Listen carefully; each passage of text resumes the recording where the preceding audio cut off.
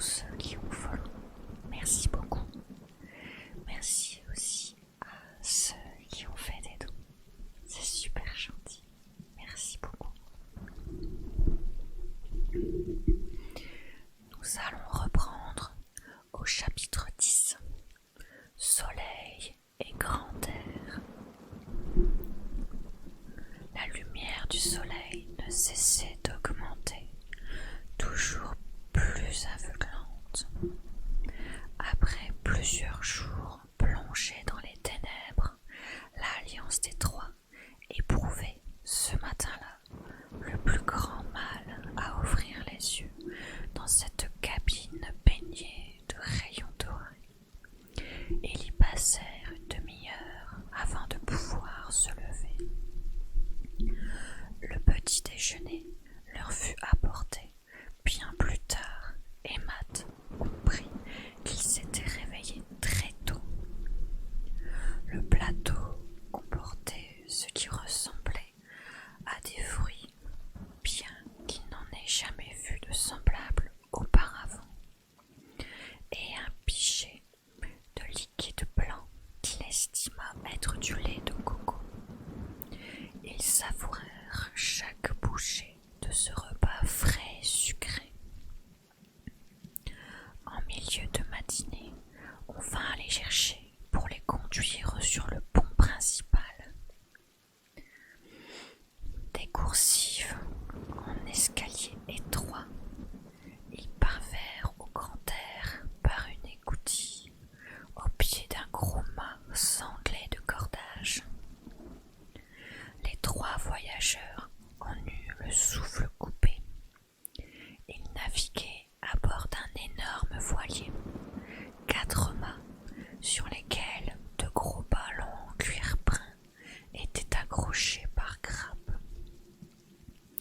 Portait tout le bateau à la manière d'une nacelle de montgolfière. Matt compta 6 à 10 ballons par main. Il fut pris de vertige lorsqu'il vit un garçon circuler en hauteur sur une minuscule passerelle pour vérifier le maillage des cordes tendues. Plus haut encore, au sommet du grand mât avant, un poste de vigie était installé, assez spacieux pour contenir plusieurs personnes. Matt distingua des silhouettes en train de s'activer et de tirer sur des filins en direction de ce qui avait d'abord pris pour des nuages. Des voiles immenses tractèrent le voilier, arrimé au bastinage par d'autres câbles interminables. Elle opérait à l'instar de cerfs-volants, loin dans le ciel, gonflé par le vent. Sonné par la démesure de l'ouvrage, Matt reprit ses esprits peu à peu, alors qu'il en finissait plus de constater le génie de ses ponts. Le pont principal faisait 15 mètres de large. Les châteaux de proue et de poupe s'élevaient au-dessus comme des immeubles de 2 étages, et rien qu'à leur niveau, une vingtaine de personnes s'activaient à briquer le plancher, faire ou défaire des nœuds, ou à grimper au mât le long des haubans qui tissaient une toile d'araignée autour du navire. À la lumière du jour, la couleur de leurs cheveux était plus vive, leur regard plus pénétrant encore, et Matt s'aperçut que leurs ongles n'étaient pas bruns comme il l'avait cru la veille sous l'éclairage des niveaux inférieurs, mais bien verdâtres également. Certains avaient les lèvres pâles, d'autres foncées, mais toujours vertes. Le garçon conclut qu'il s'était développé au cœur de cette forêt, absorbant une partie des essences qui la constituaient avec le choc de la tempête.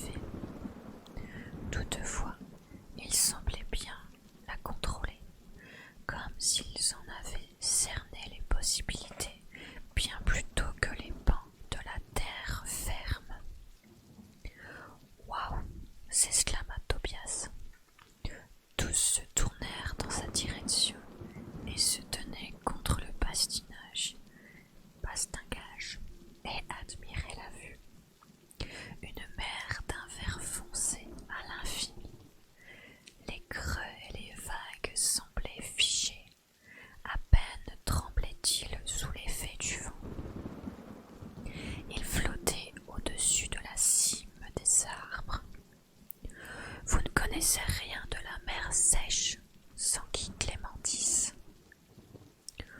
Non, c'est la première fois que nous la contemplons, admit Ambre. C'est le sommet d'une forêt profonde de plus d'1 kilomètre. Le feuillage est d'une telle densité que par endroits on peut flotter à la surface. Nous sommes obligés d'utiliser des bois pour plonger lorsque nous opérons des expéditions dans les abysses. C'est ce que vous faisiez hier lorsque vous nous avez secourus. En effet, dans la cale hangar du vaisseau matrice se trouve une trappe par laquelle nous faisons descendre une sphère de bois tissé. Elle est reliée à un câblage pour la remonter. Nos cultivateurs entrent dans la sphère et sont conduits le plus bas possible. Des cultivateurs. En effet, il existe de nombreuses racines comestibles, plantes médicamenteuses et substances aux propriétés pratiques dans les profondeurs de la mer sèche. C'est incroyable, s'écria Ambre, tout excitée. Parlez-nous du territoire d'où vous venez. Ce n'est pas vraiment un territoire, c'est un pays tout entier. Enfin, ce qu'il en reste. La mer sèche n'a pas tout recouvert alors. Non, je crois même pouvoir affirmer qu'elle n'est qu'une petite partie du pays. Les survivants en bas sont tous jeunes. Il n'y a pas d'adultes. Intervint un des garçons en retrait. Si, il y a des adultes à voix ambre, l'air plus sombre. Elle se lança alors dans de longues explications sur ce qu'était devenu la vie entre les pans, les gloutons et les cyniques. Puis elle aborda leur propre histoire, l'île Carmichael, et expliqua qu'ils étaient partis dans une quête vers le sud pour découvrir ce que manigançaient les cyniques. Ambre parla pendant près d'1 heure sans interruption. Comment se fait-il que les adultes soient tous agressifs? S'étonna Phailis. Vous avez essayé de leur parler, de faire la paix. Il n'y a pas moyen, affirma Tobias. Ce sont des brutes désormais, et tout ce qu'ils veulent, c'est nous emprisonner dans leur gigantesque chariot tiré par des ours.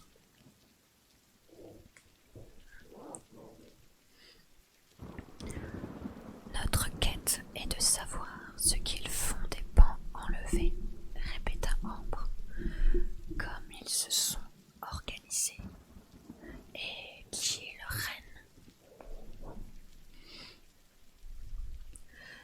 et de comprendre pourquoi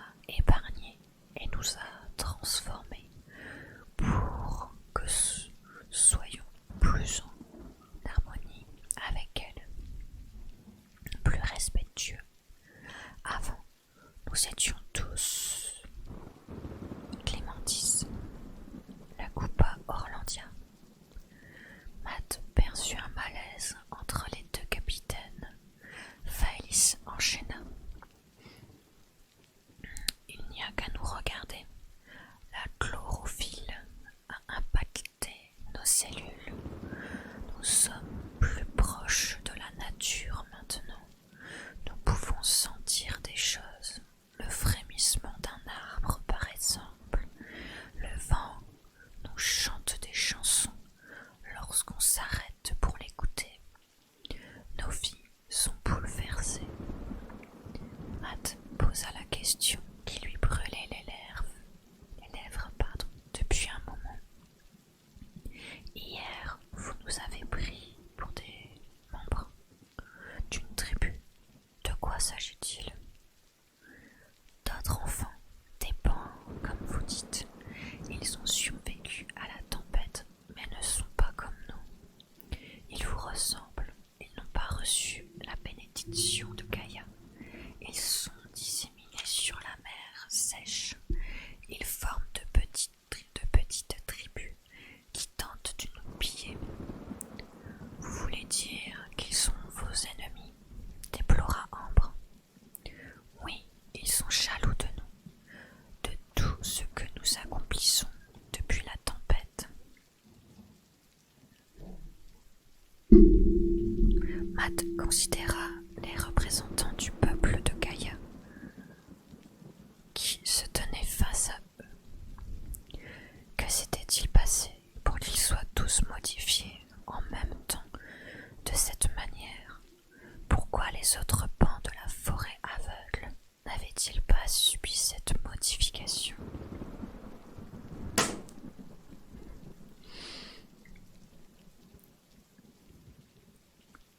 Savez-vous ce qui a entraîné ce changement chez vous?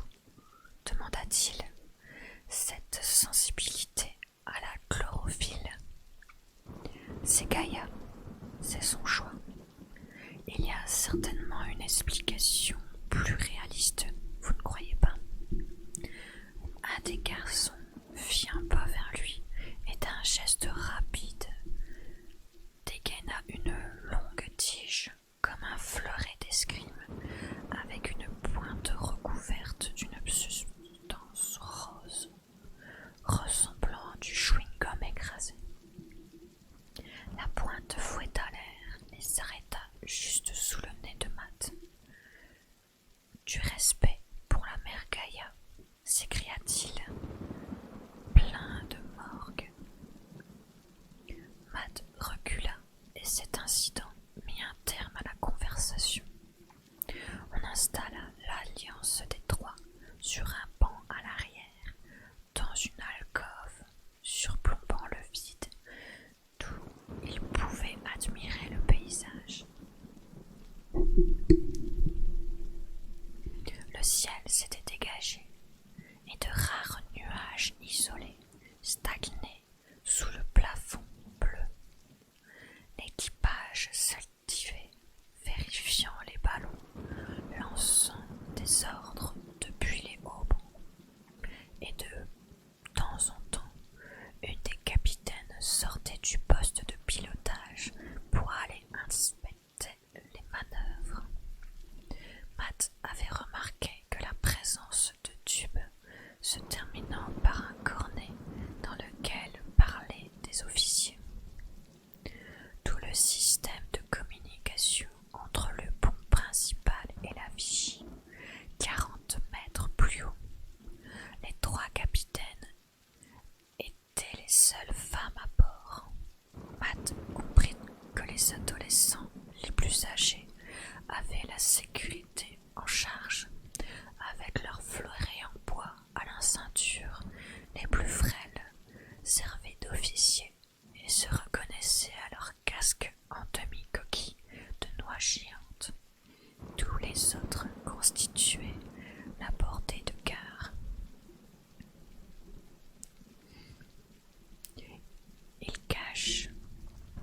Ils sont sacrément susceptibles sur la question de leurs origines, souligna Tobias. Ils cachent quelque chose, affirma Ambre, lorsque Clémentis a failli nous en dire trop. Vous avez vu comment Orlandia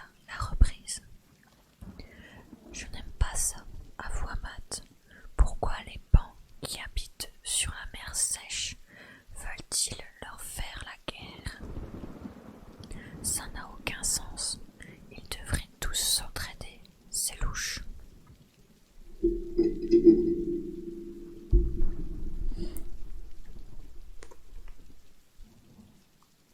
Nous sommes les premiers pans de la terre à les rencontrer, réalisa alors Tobias. Nous sommes des explorateurs, et ça nous donne le droit de leur choisir le nom qu'on veut. C'est nul, le peuple Gaïa. Je propose qu'on les appelle les chloropemphiles, avec un K, parce qu'ils sont spéciaux. Matt ricana. Si tu veux, dit-il. Une sirène retentit soudain. Matt vit un des garçons de la sécurité qui soufflait de toutes ses forces dans un corps. Qu'est-ce qui se passe? S'inquiéta Tobias. Plusieurs chloropemphiles jaillirent des ponts inférieurs, équipés de leurs armures blanches en chitine de fourmis, et brandirent des arcs pendant que d'autres sortaient en hâte du château, avant 4 grosses arbalètes sur roues pour les aligner sur le flanc tribord. L'Alliance des Trois se colla au parapet pour observer sans gêne la manœuvre. Des bras pointaient l'horizon, et Matt suivit la direction du regard. Une lumière rouge palpitait sous la frondaison.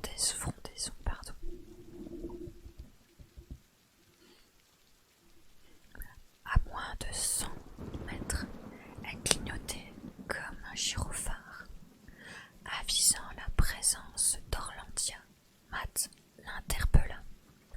Qu'est-ce qui se passe? C'est un requiem rouge. Et c'est dangereux. Orlandia tourna la tête pour plonger son regard dans le sien. Elle était paniquée. Il n'y a rien de pire dans toute la mer sèche.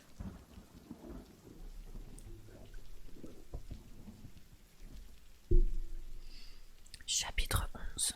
Le bannissement. Tobias frissonnait. C'est un monstre puissant, c'est ça?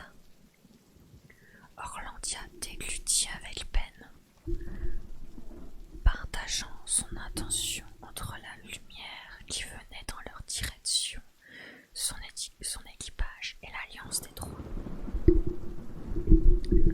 Une sorte de pieuvre géante qui enroule ses tentacules de branche en branche pour avancer, expliqua-t-elle. La palpitation marque son excitation. Plus elle s'intensifie, plus elle est prête à combattre.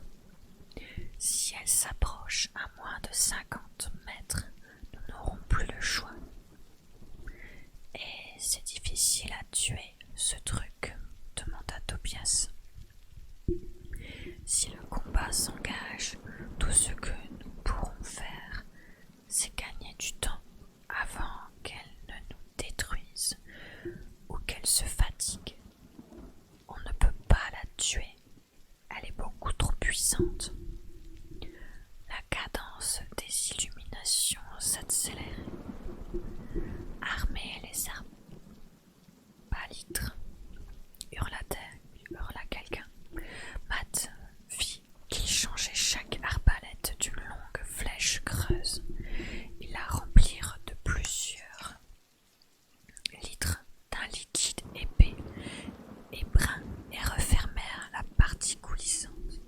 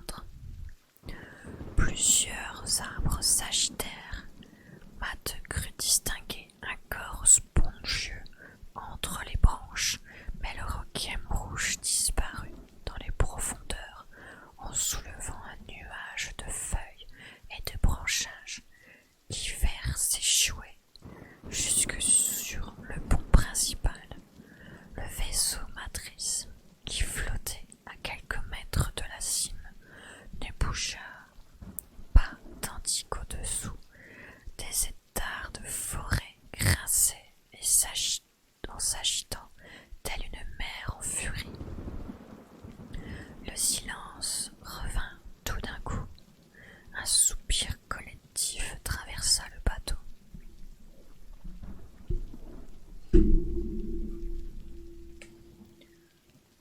Tobias émit un long sifflement de soulagement, ponctué d'un « Je dois avouer que j'ai eu la trouille.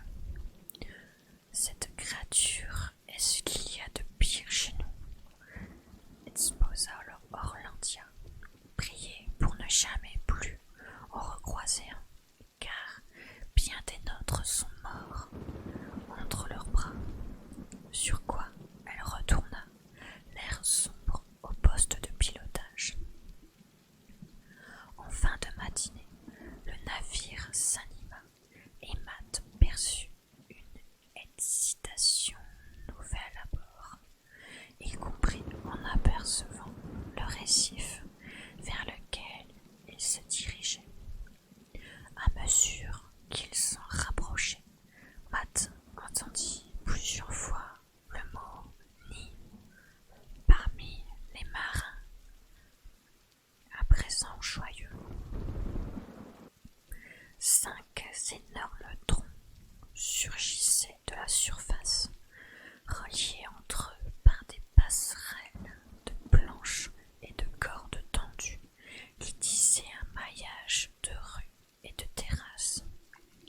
Matt repéra également une sorte de quai, un grand débarcadère qui s'étalait sur la mer sèche. Le bateau entama alors son approche finale.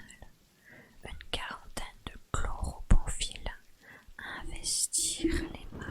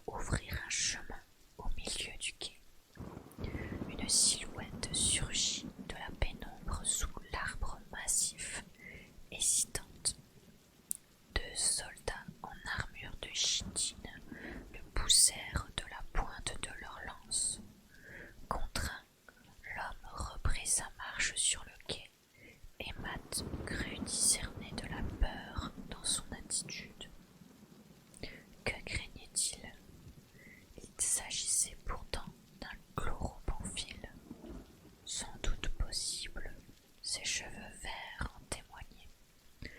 Matt fut soudain alerté par le silence pesant qui s'était abattu sur la ville et sur le bateau. Tous guettaient le malheureux, sans un mot. Matt se pencha vers Clémentis pour lui demander « Qu'est-ce qui se passe ?» Apparemment, c'est un bannissement. Un des vôtres? Oui, je le reconnais. Il s'appelle Paléos. Si vous le bannissez, que va-t-il devenir? Il est chassé du nid, sans espoir de retour. Il doit s'enfoncer dans les abysses de la mer sèche. Mais il va mourir. Très certainement, c'est la sanction la plus dramatique qu'il existe. Il faut avoir commis un crime ou un acte de haute trahison pour être banni. Le Conseil des femmes ne prononce presque jamais cette peine, car c'est ce qui peut arriver de pire. J'ignore ce que Paléos a pu faire pour mériter pareil sort. Tous les regards se portaient sur le pauvre garçon qui trébuchait, les jambes tremblantes. La foule s'écartait à mesure qu'il avançait, comme si tous évitaient de le toucher. À l'extrémité du quai, Paléos se tourna vers le nid et ses habitants. Il était grand, musclé et beau garçon, malgré la peur qui envahissait chaque parcelle de son corps. Vous savez que cela nous arrivera. Vous arrivera, dit-il. Le Conseil des femmes a prononcé un jugement. Il est définitif, répliqua l'un des soldats. Pars maintenant. L'autre garde en armure tendit un sac et un long couteau à Paléos, qui les prit avant de poser un pied sur la première marche du petit escalier qui terminait le quai. Étroit, il s'enfonçait dans un trou entre les feuillages. « Je ne suis pas un criminel, » s'écria-t-il. Puis il disparut dans l'épaisseur de la mer sèche. La consternation plomba le débarquement qui suivit. Les rires et les tapes dans le dos du début étaient remplacés par des soupirs et des regards bas. Les trois capitaines descendirent parmi les derniers, accompagnés par l'alliance des trois et une petite escorte. Tous les chloropemphiles reculèrent sur leur passage, échangeant des murmures inquiets. Vous êtes conduit au Conseil des femmes pour statuer sur votre sort, expliqua Orlandia. Les filles commandent votre communauté, demanda Ambre. Oui, nous sommes plus sages et moins impulsifs que les garçons. Ils sont nos conseillers. Ils savent analyser une situation, mais nous prenons les décisions. Et les garçons acceptent. Et ils sont ainsi débarrassés de toute pression, inclus dans le processus sans pour autant avoir à régler, à gérer les choix. Personne ne s'en plaint. Au pied du grand chêne, ils gravirent un chemin fait de planches et de cordes qui époussait son écorce de toute la circonférence, montant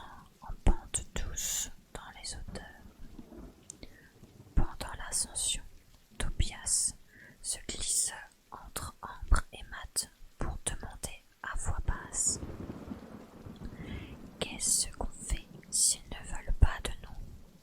Il faut les convaincre de nous aider, répliqua Ambre.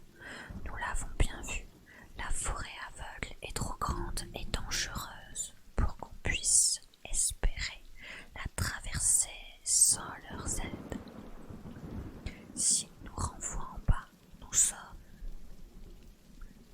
morts, fit Tobias, pas vraiment rassuré par la franchise d'Ambre.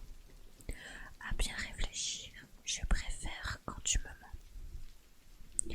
S'ils refusent de nous assister, dit Matt, alors qu'ils nous rendent nos armes et quelques provisions, on se débrouillera. Ambre l'attrapa par le bras. Matt, ne t'obstine pas, la forêt aveugle finira par avoir notre peau. Tu as vu sa taille? Elle s'étend dans toutes les directions, vaste comme un océan. Jamais nous n'en sortirons vivants en passant par ses profondeurs. Tobias approuva, terrifié.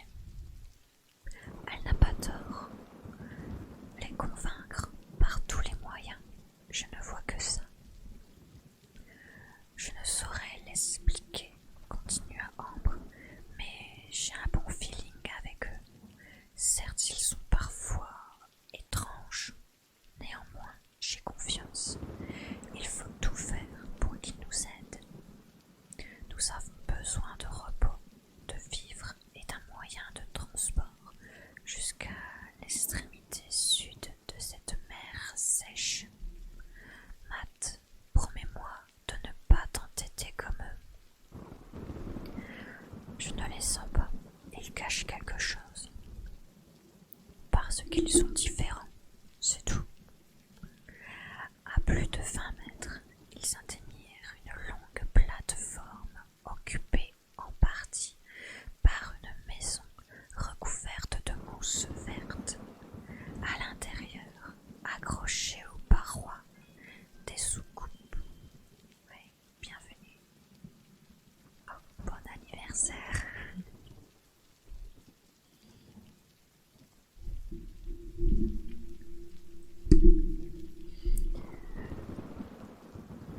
À l'intérieur, accrochées aux parois, des soucoupes en bois, accueillant un morceau de substance molle, projetait un éclairage blanc sur des bancs et des tapis bruns. Clémentis fit signe à l'Alliance des Trois de s'asseoir pour patienter pendant que Faélis et Orlandia s'éclipsaient par une porte à double battant. Merci. Profitant de cet instant, Ambre interrogea Clémentis d'un air innocent.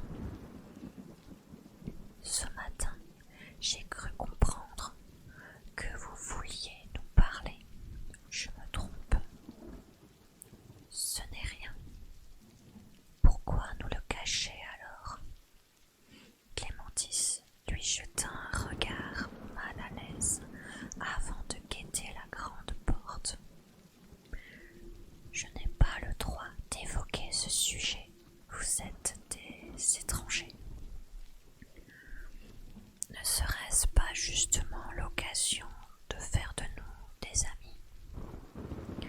Clémentis parut touchée par cette remarque et avisa Ambre. Orlandia réapparut à cet instant en s'écriant « Le conseil va nous recevoir, préparez-vous ». Tandis que ses deux compagnons se levaient, Ambre chuchota à Clémentis. Doit-on les craindre? Après une longue hésitation, Clémentis répondit sur le même ton de conspirateur. Elles ne sont pas toutes commodes si elles considèrent que vous pouvez représenter la moindre menace pour nous, alors elles n'hésiteront pas à vous bannir. Soyez francs et surtout que vos deux amis ne manifestent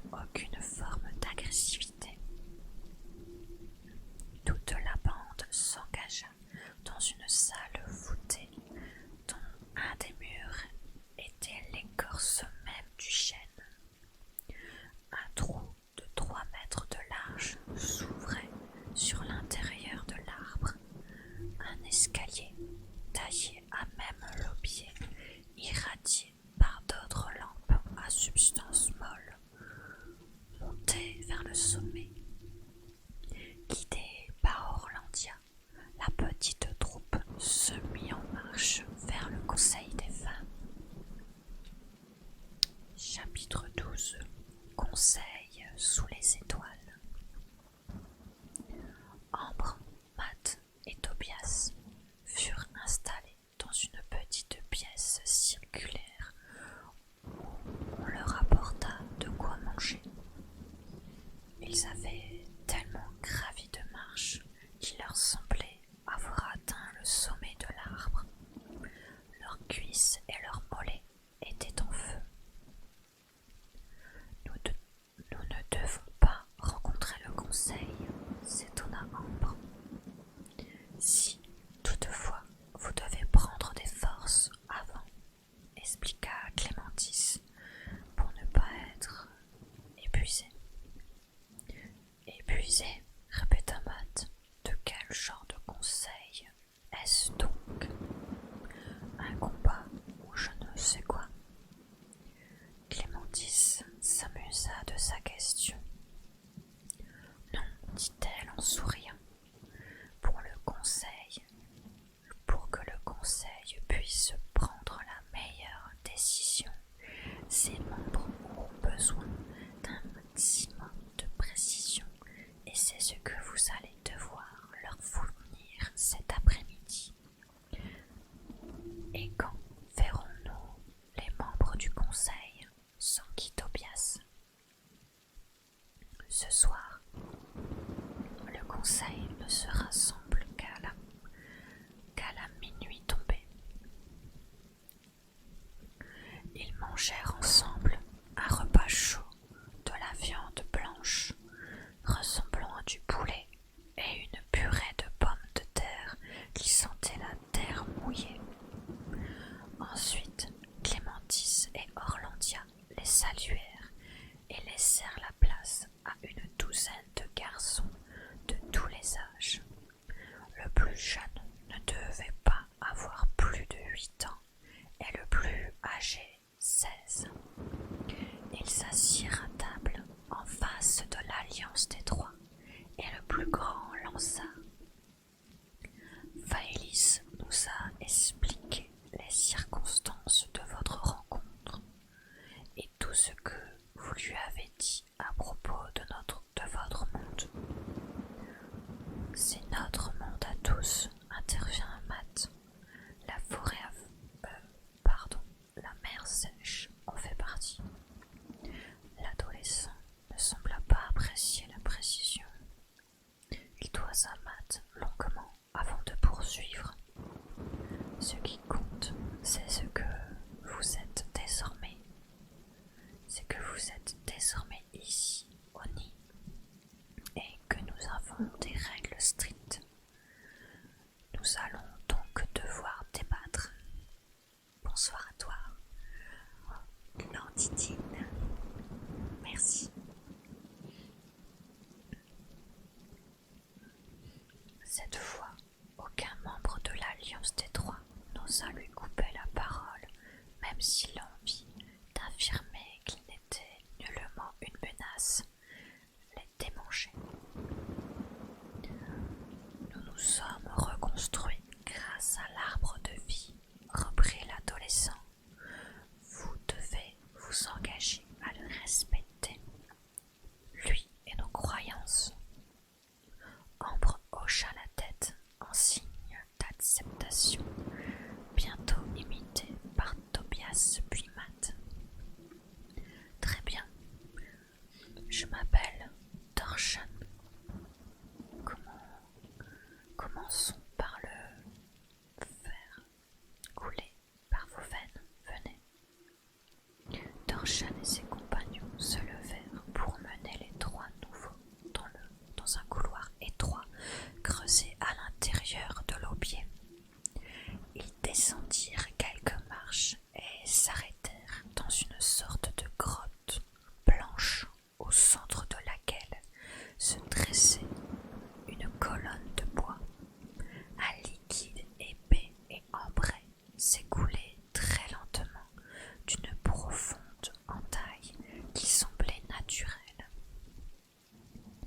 Voici la sève de l'arbre de vie, annonça Dorshan en plongeant un petit gobelet dans la saignée. Vous devez boire son sang. Qu'est-ce que ça va nous faire? Demanda Tobias. Absorber le sang de l'arbre de vie, c'est faire partie de notre tribu. Si après cela, vous nous mentez, alors il n'y aura aucun doute possible. Vous serez nos ennemis. Nul n'a le droit de mentir lorsque coule en lui le sang de notre arbre sacré. Il tendit le gobelet à Tobias, qui le saisit après une courte hésitation. Ses yeux cherchèrent le soutien d'Ambre et de Matt, qui l'encouragèrent d'un signe. Tobias but une gorgée avant de passer le gobelet à Ambre. La sève avait un goût amer, collante. Elle était difficile à avaler. Tous l'imitèrent et Dorshan laissa éclater son soulagement. Vous êtes, au moins pour un temps, les enfants de l'arbre de vie. Allons-y, débutons notre rencontre. L'alliance des trois fut assaillie de questions, des heures durant. Ils répondirent à tout, d'où ils venaient précisément, ce qu'ils faisaient dans les abysses de la mer sèche. Comment s'étaient-ils connus, ce qu'ils savaient des autres tribus? L'interrogatoire se prolongea. Non. Sans fin, chaque réponse amenant une nouvelle question. Les garçons le conduisaient avec gentillesse et respect. Toutefois, Matt nota une distance entre eux. Leur sourire et le ton amical n'étaient que simple politesse. Matt eut le cœur serré lorsqu'il mentionna Plume et sa disparition. Sa chienne lui manquait terriblement. Dorshan dirigea les débats, bien qu'il laissait énormément de liberté aux autres dans le choix des questions.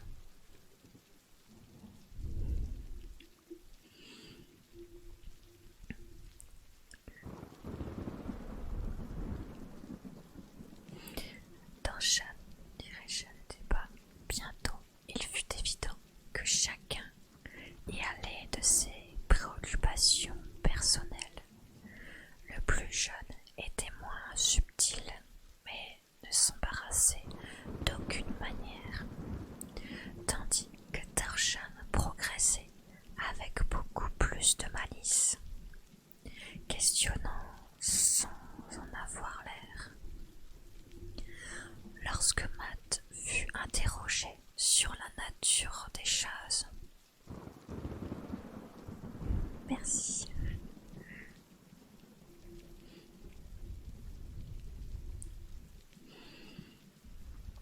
Lorsque Matt fut interrogé sur la nature des choses qui les agressaient au moment du sauvetage, il hésita.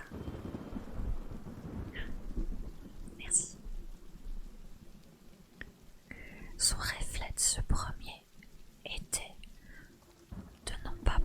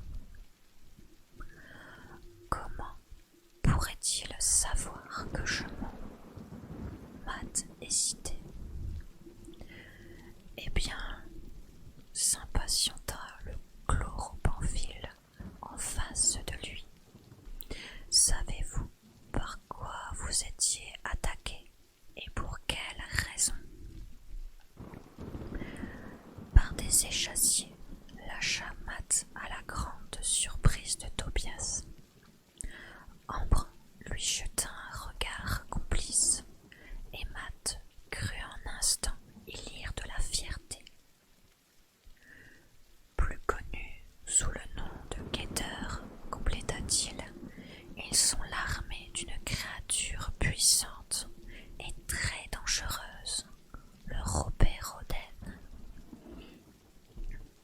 J'ignore tout de pareilles bêtes. Peut-être l'appelons-nous autrement. Décrivez-la nous. C'est inutile. Je peux vous assurer que vous ne l'avez jamais vu. Il vient du nord et il me traque. Pourquoi vous? Je l'ignore. Je le sens. C'est tout. Comme si mon instinct percevait tout le mal qui est en lui, la soif de destruction, et je suis certain que je ne dois surtout pas tomber entre ses mains. En nous sauvant hier et en nous remontant à bord du vaisseau matrice, vous avez mis entre lui et moi une bonne distance. Il n'est pas prêt de me retrouver. Je vous en remercie. Dorshan le contempla un moment avant que Matt ne reprenne la parole. Il raconta l'essentiel. Pourquoi ils allaient vers le sud, pour fuir le Robéroden, mais aussi pour en savoir plus sur les cyniques et les pans enlevés, et pour comprendre ce qu'un avis de recherche avec son portrait faisait dans les affaires d'un bataillon de soldats. Il semblerait que vous soyez quelqu'un de très prisé, Matt Carter, fit Dorshan. Je ne vous mentirai pas, ma présence parmi vous peut être source d'ennui à long terme. Mes amis et moi, ne voulons pas rester, seulement nous reposer. Dorshan le coupa en levant une pose devant lui.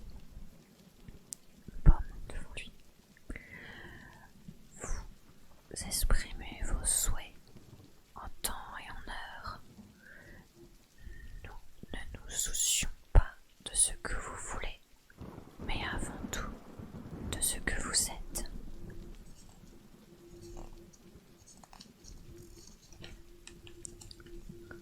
Les questions s'enchaînèrent jusqu'au soir, jusqu'à ce que les trois adolescents soient épuisés, avec un mal de crâne épouvantable.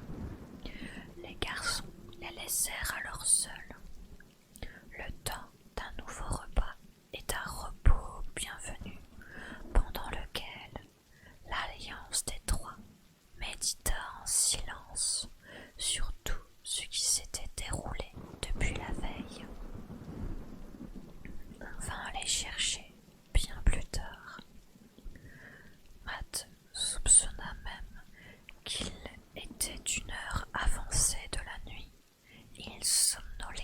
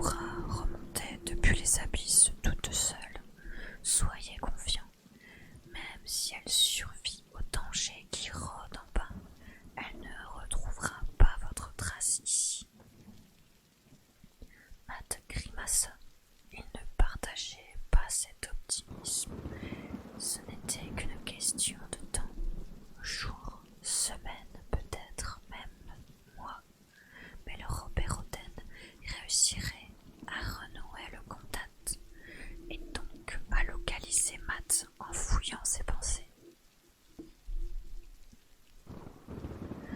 Nous devons poursuivre notre voyage. Il s'en va peut-être de la survie de notre peuple, les Pans, clama-t-il pour bien se faire entendre. Le silence tomba sur la fosse.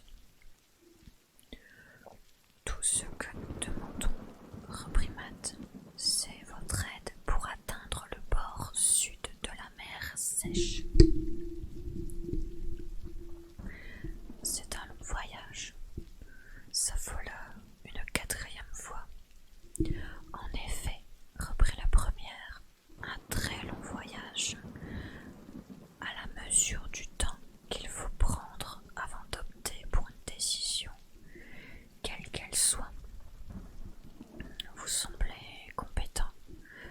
Notre prospérité repose sur des êtres comme vous. Restez au nid si vous vous impliquez dans notre projet d'avenir. Nous avons tous besoin les uns des autres. Ma sœur dit vrai, vous autres, voyageurs, prenez le temps de vivre ici et de réfléchir à votre quête. D'ici à 5 nuits, vous reviendrez nous faire part de votre envie de rester ou bien de poursuivre. Et si tel doit être le cas, il faudra nous convaincre, car nous ne risquerons pas vos vies pour vous accompagner loin de chez nous sans une très bonne raison. Tout à fait, une excellente raison, sans quoi vous resterez ici pour votre sécurité et pour la nôtre. Un froissement d'étoffe leur parvint, tandis que le conseil des femmes quittait les lieux. Matt observa ses deux amis. Ils le regardèrent avec la même inquiétude. Tous trois s'interrogeaient. Cet endroit commençait à ressembler à une douce et belle cage, mais une prison tout de même.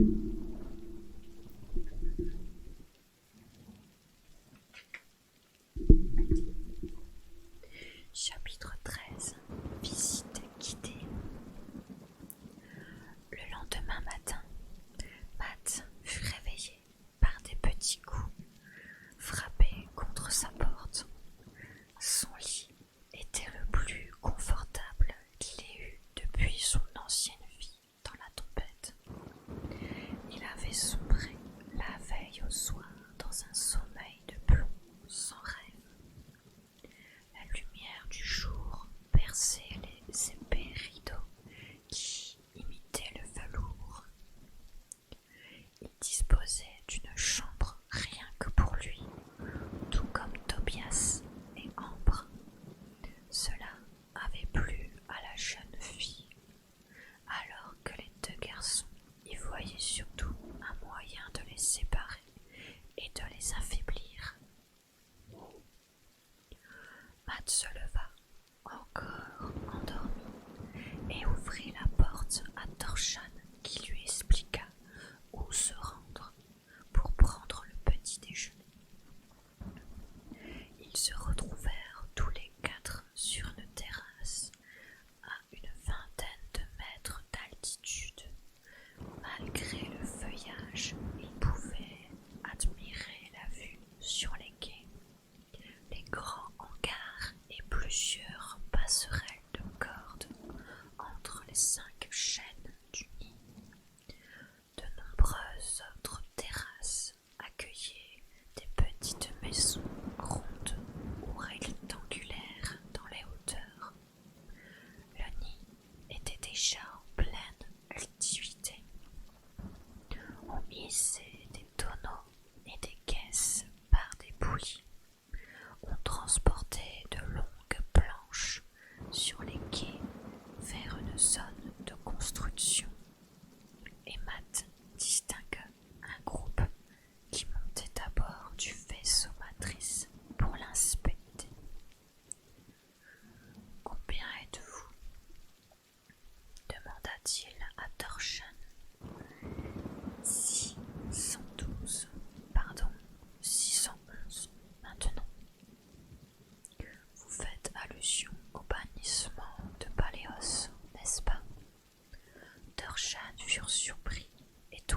le jeune garçon. Effectivement, qu'a-t-il fait? Dorshan prit un moment avant de répondre, mal à l'aise. Il a commis l'acte odieux. C'est, vous savez, avec une fille.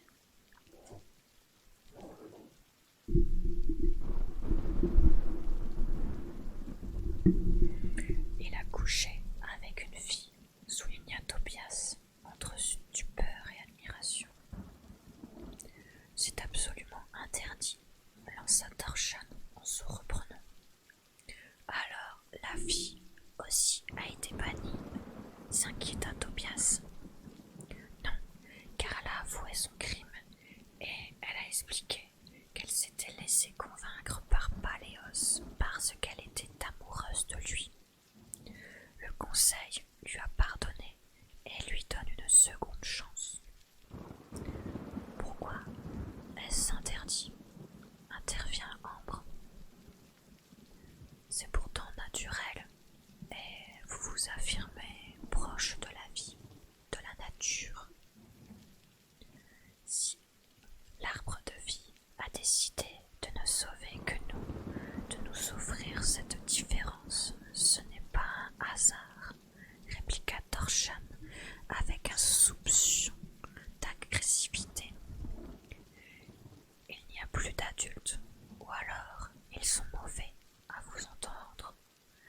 L'arbre de vie commande, et s'il voulait qu'il y ait de nouveaux enfants, il aurait sauvé aussi les adultes. Nous sommes des enfants ou des adolescents, et nous devons le rester.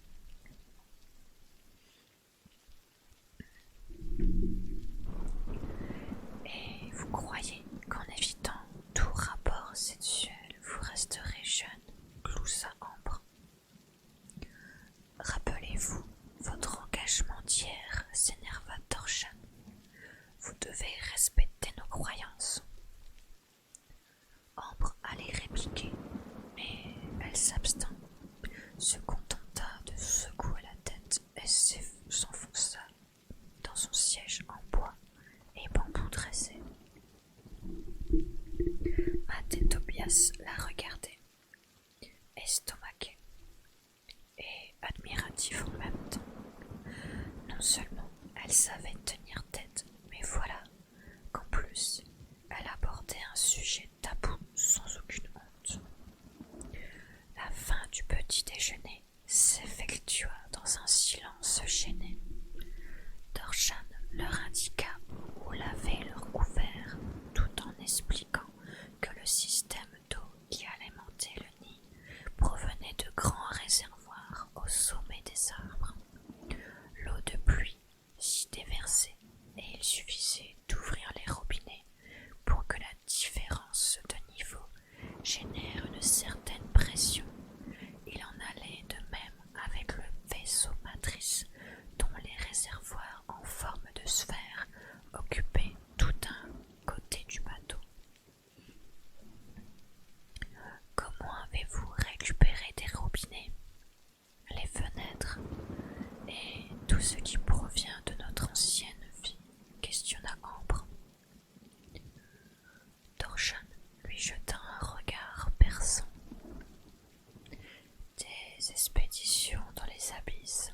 Il reste encore des ruines de cet ancien monde. Vous descendez souvent. Parfois, c'est tellement dangereux qu'on évite. Et cette mer sèche, intervint Tobias. C'est vrai qu'on peut flotter dessus. Dorshan hocha la tête. Le feuillage en surface est si dense qu'il porte les corps, voire nos navires.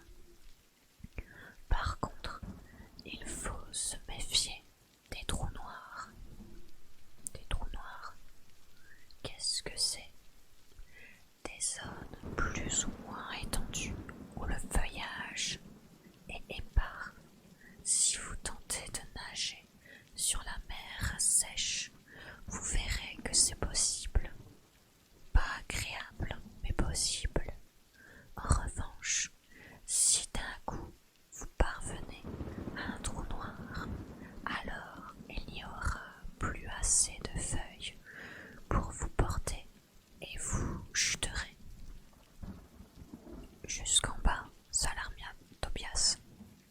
Ça arrive.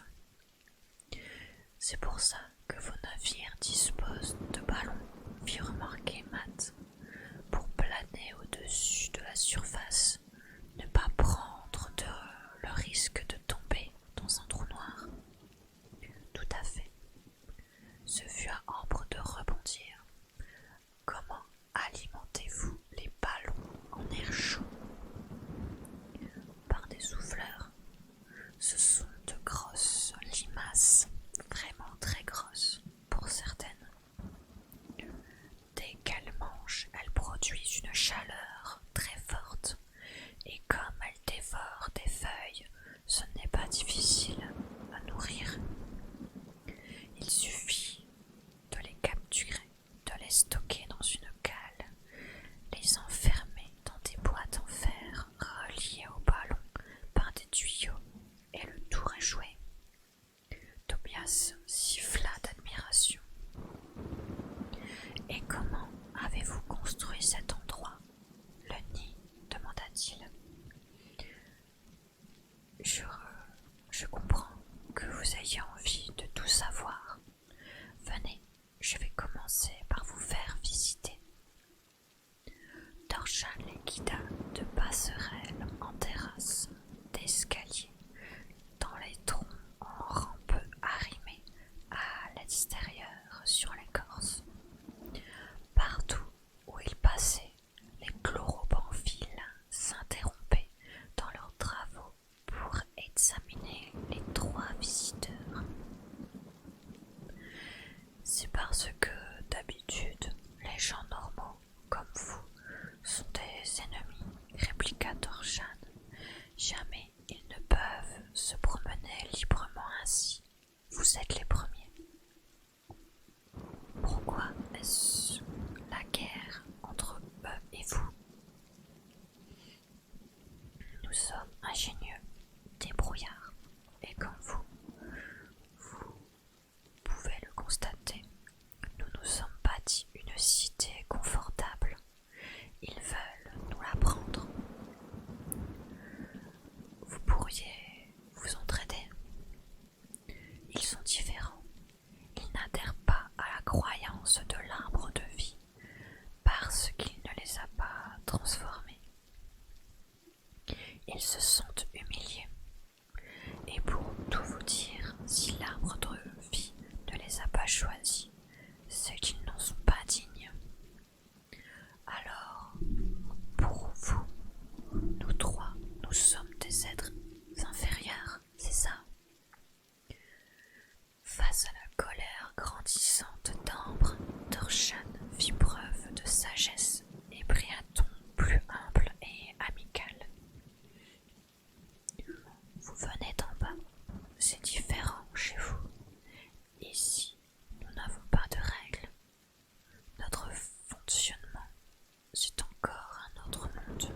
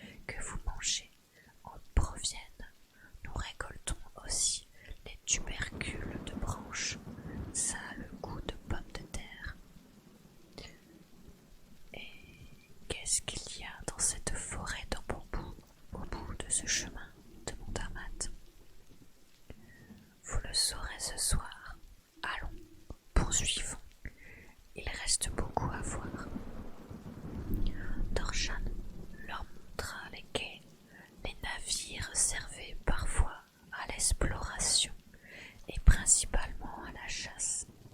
Toute la viande qu'ils absorbaient provenait de cette pêche aussi dangereuse que nécessaire. Chemin faisant, Ambre le questionna sur leur nom étrange et la voix qu'ils en avaient tous choisi à nouveau après la tempête. Lorsqu'elle voulut en savoir plus sur cet épisode, il demeura évasif et éluda le sujet en les poussant vers une échelle de corde difficile à gravir pour gagner un poste d'observation avec longue vue. Pour prévenir de tout danger, lança-t-il, attaque ennemie ou créature affamée, plusieurs postes sont disséminés sur les arbres du nid. La vigie les salua avec la même méfiance que tous les autres chloropamphiles. Puis ils passèrent par la cuisine, équipée de grands fours à bois taillés dans la pierre, la salle d'armes où s'entraînent des guerriers en armure de chitine, et enfin la bibliothèque. Cette dernière était creusée dans la base du chêne principal, 30 mètres de diamètre, percée de trous en hauteur pour laisser passer la lumière du soleil. Ses parois étaient tapissées de branches multicolores, des milliers de livres, 5 tables immenses encadrées de bancs en occupaient le centre, de quoi y asseoir près de 200 personnes. Il régnait là un silence quasi religieux. Les 4 visiteurs déambulèrent en chuchotant pour ne pas troubler la concentration de la petite centaine de lecteurs présents. En passant non loin d'une table, Tobias désigna les coupelles disposées tous les 3 mètres et dont la substance molle brillait doucement. Comment ça marche ce truc? J'ai essayé de l'éteindre l'autre jour sans réussir. Nous la récupérons dans les abysses, elle réagit aux vibrations. Marcher dans un couloir suffit à les activer. Parler également.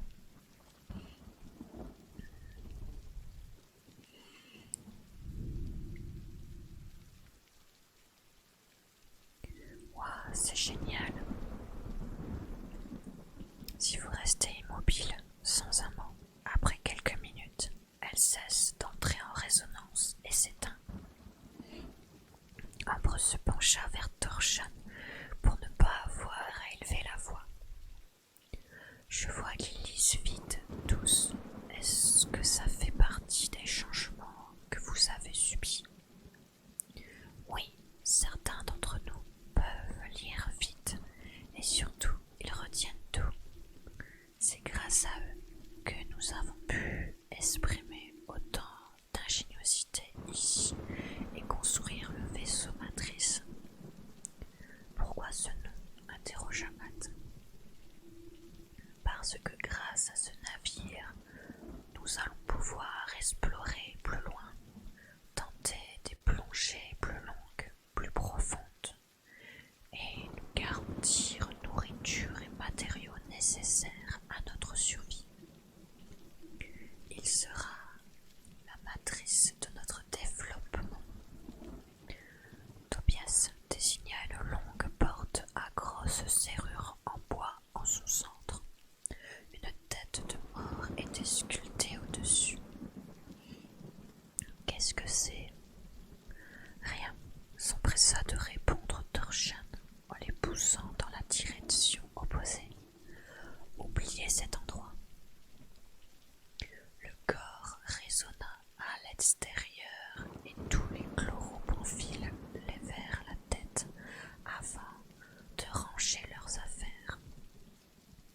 C'est l'heure du repas, avertit leur guide. Chacun passe par les cuisines pour recevoir sa ration. Ensuite, vous pouvez aller où bon vous semble, avec qui vous voulez, pour partager ce moment. Je vais vous laisser réfléchir à tout ça. Je serai près du grand hangar sur les quais si vous avez besoin de moi. Tout le monde est prévenu de votre intégration. Soyez un peu patient, cela prendra plusieurs jours pour que les regards deviennent plus amicaux.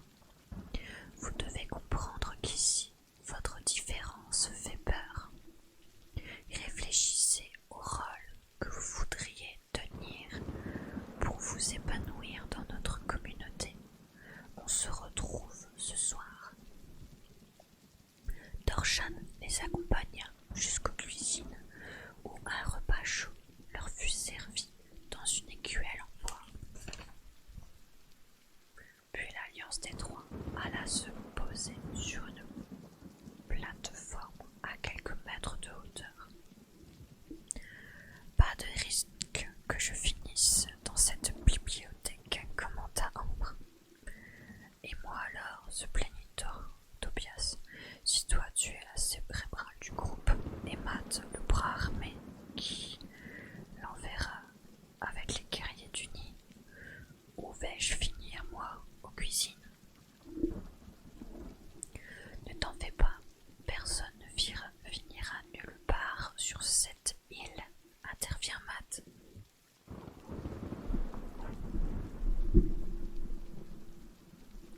Notez que je ne dis pas que cet endroit est désagréable, précisa Tobias. Ils ont tous c'est vachement beau, et à la longue, je suis certain qu'on peut devenir copains. À bien y réfléchir, ça pourrait même devenir un petit paradis pour nous trois. Ici, je doute que le Robert Roden puisse te retrouver, et les cyniques encore moins. Il ne faut pas se laisser endormir, rappela Ambre. Nous ne sommes pas partis vers le sud seulement pour Matt, mais aussi pour en apprendre plus sur cette reine et ses agissements. Tobias écarquilla les yeux. Je te rappelle qu'au début, tu devais nous accompagner pour faire un bout de chemin, pas plus. C'est ce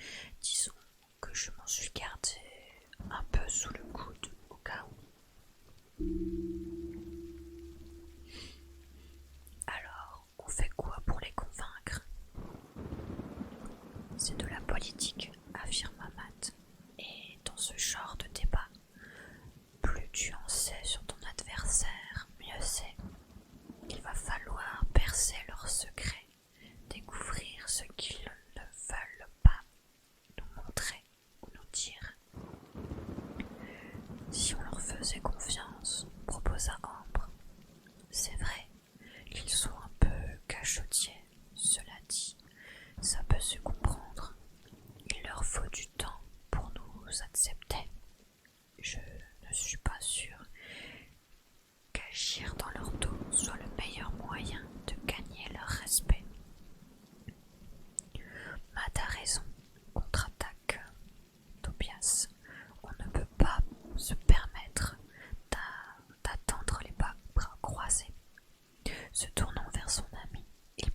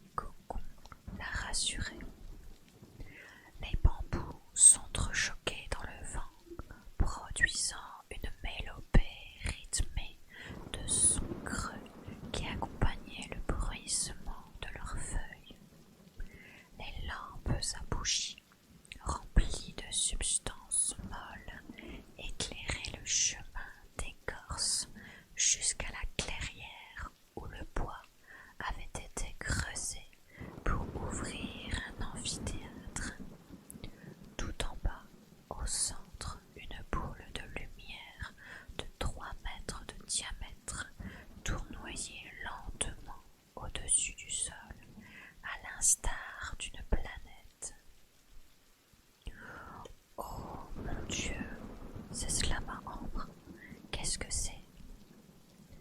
L'âme de l'arbre de vie, expliqua Dorchan. Tous les chloropemphiles prirent place dans l'amphithéâtre qui fut rapidement plein et la cérémonie débuta. Un garçon aux cheveux longs s'approcha de la boule de lumière et tendit la main vers elle. Dorchan se pencha vers l'alliance des trois et murmura: chaque fois, c'est quelqu'un de différent qui a le privilège de renouer le contact. Il va réveiller l'âme afin qu'elle s'adresse à nous. Regardez. À mesure que la main du garçon s'approchait de la boule, celle-ci accélérait sa vitesse de rotation et un petit sifflement cristallin en jaillit. Soudain, les doigts du jeune garçon effleurèrent la lumière et un vent surgit de la forêt de bambous, vint balayer les bancs de l'amphithéâtre, soulevant les cheveux, plaquant les vêtements au corps et forçant les spectateurs à se tenir les uns aux autres pour ne pas ployer. Le ciel se mit à gronder, puis rapidement des flashs illuminèrent les nuages noirs. Le tonnerre résonna depuis les confins de la nuit, et comme si la tempête s'était déplacée en un battement de cils, une douzaine d'éclairs s'abattirent autour de la forêt de bambous. Ambre avait sursauté et Tobias se tenait contre elle. Brusquement, la boule de lumière s'immobilisa et des rubans de vapeur s'enroulèrent autour du bras tendu du garçon, dont la main disparaissait dans la lumière vive. Des arabesques de fumée glissèrent sous ses manches, surgirent par le col pour lui palper le visage, et bientôt l'enfant ne fut qu'une forme vaporeuse où palpitait une lueur blanche. Ambre perçut des picotements sur ses avant-bras et un poids contre son flanc gauche. Tobias était complètement recroquevillé sur elle. Une vague de chaleur émana alors de la boule avec un sifflement aigu, et lorsqu'elle toucha l'alliance des trois, Ambre se sentit totalement électrisée. Elle distinguait avec peine ce qui ressemblait à un clignotement bleu et rouge au centre de la boule, puis une explosion verte jaillit à l'intérieur du mur de brume. L'odeur de la forêt, après une bonne pluie, lui parvint aux narines. Parfum d'humus, de plantes aromatiques, menthe et basilic, devina Ambre, ainsi qu'une fragrance plus puissante, la sève chaude. La jeune fille eut tout à coup l'impression que la boule de lumière lui parlait, lui racontait une histoire faite de sens, de couleurs, d'odeurs et de frémissements. Hélas, le contact fut si bref qu'Ambre n'eut pas le temps d'étudier cette multitude d'émotions. Un sentiment de bien-être lui tournait doucement la tête. Le nuage qui entourait le garçon fut aspiré par la boule et celle-ci se remit à tourner tandis que le ciel grondait au loin et que l'orage s'éloignait. Tout le monde clignait des paupières, le regard perdu. Certains étaient extatiques, d'autres plus réservés, mais tous avait ressenti la puissance euphorisante de la boule de lumière.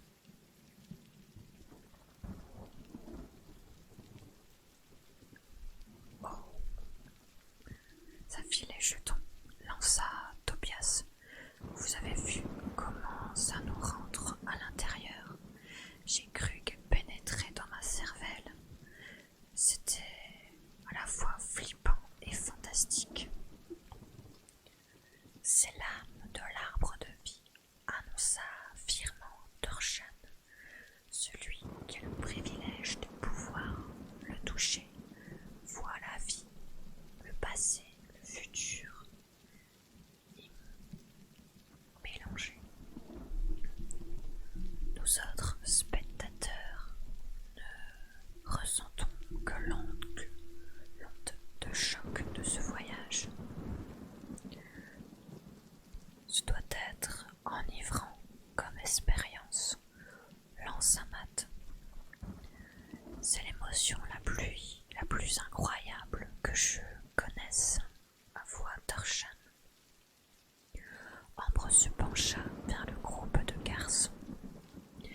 Il m'a semblé que cette âme, comme vous l'appelez, était vivante et qu'elle me sondait. Moi aussi, répliqua Tobias. Elle est vivante, confirma Dorshan avec enthousiasme. C'est l'âme de notre arbre.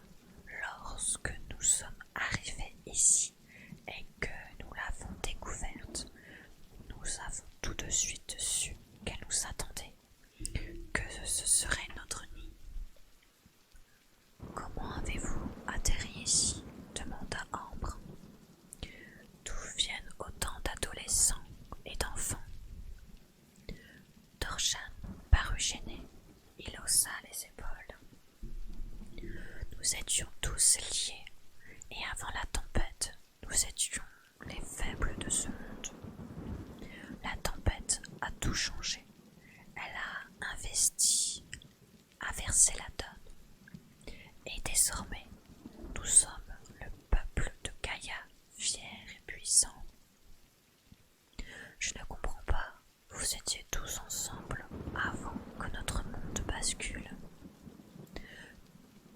Dorshan chassa l'air devant lui d'un geste de la main. C'est de l'histoire ancienne. Le présent est plus important. Ambre répliqua aussitôt. Comprendre qui nous sommes et d'où nous venons nous permet d'appréhender plus facilement le chemin à venir. Alors considérez que notre histoire est un secret de famille et que nous ne souhaitons pas l'étaler. Sur quoi Dorshan tourna les talons et s'en alla vers la foule qui quittait l'amphithéâtre dans le brouhaha des commentaires. L'alliance des trois attendit que l'arène soit déserte pour se lever. J'aimerais beaucoup tenter l'expérience, dit Ambre en fixant la boule qui tournait lentement sur elle-même. Pas maintenant, lança Matt en observant le haut de l'amphithéâtre. Et nous surveille. Faélis, la capitaine, aux grosses joues, veillait sur eux à bonne distance, mais accompagnée par 4 soldats en armure de chitine. Peut-être que si tu en fais la demande, ils accepteront que ce soit toi la prochaine, fit Tobias, confiant. Il ne faut pas rêver, nous sommes des étrangers, rappela Matt. Ambre, sur le ton de la confidence, demanda. Vous avez remarqué comme Dorshan est mal à l'aise lorsqu'on évoque leur passé. J'ai peine à croire qu'ils se connaissaient tous avant la tempête. La porte dans la bibliothèque, affirma Matt. Il avait la même expression troublée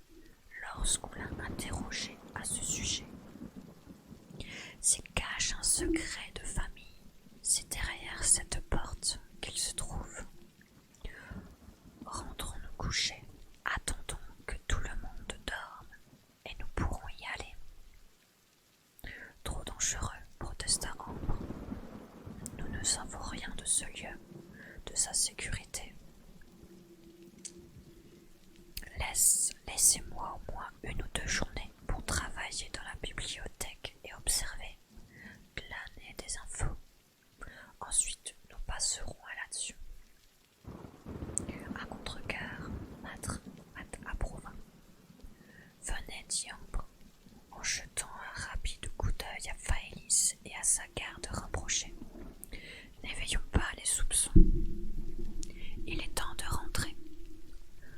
Le trio remonta vers le chemin qui traversait la forêt de bambous, pendant que Faélis et les siens suivaient à bonne distance, tout en ramassant une à une les lampes à substance molle.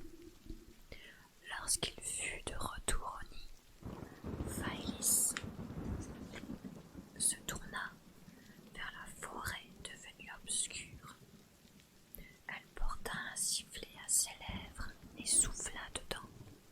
Bonsoir. Faut pas avoir peur. Pas encore. Un étrange son